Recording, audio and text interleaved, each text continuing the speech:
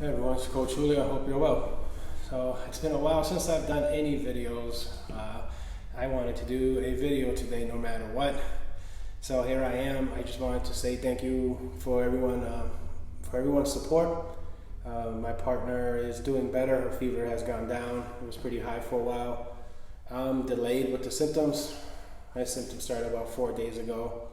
And so I'm working through that. Symptoms vary too between people to people. I don't have a fever like her, so hopefully I don't, but I'm 4 days into it. I do have another symptom, which is, as you can tell, my breathing is a little bit more labored. But the good news is that I know how to manage and monitor it, and that's what I'm going to do. But the purpose of my video is that I want to say thank you to everyone. And secondly, is I wanted to share something that I went through personally through finding out.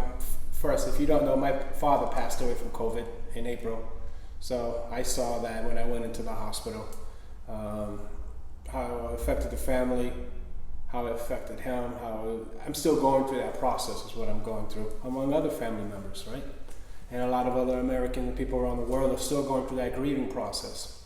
And now me being testing positive and seeing my girlfriend test positive is also an interesting emotional roller coaster. But what I'm trying to get at is that being angry doesn't make it better. That might be part of the process. And what I recognize that the anger part is like, when I was getting angry, it was like I want to point fingers, etc. It's like, that's just a waste of time. There's a funny saying, you point one finger at somebody, you got 3 other fingers pointing at you. So I tied the anger back to fear, and the fear was that I have a fear of getting sicker, my partner getting sicker, but that's something that's out of my control. So I had to rely on my faith. So I guess my video is about faith. You guys reaching out gave me renewed faith, and I want to ask of you to continue to be good to one another, do random acts of kindness, and together we can get through this.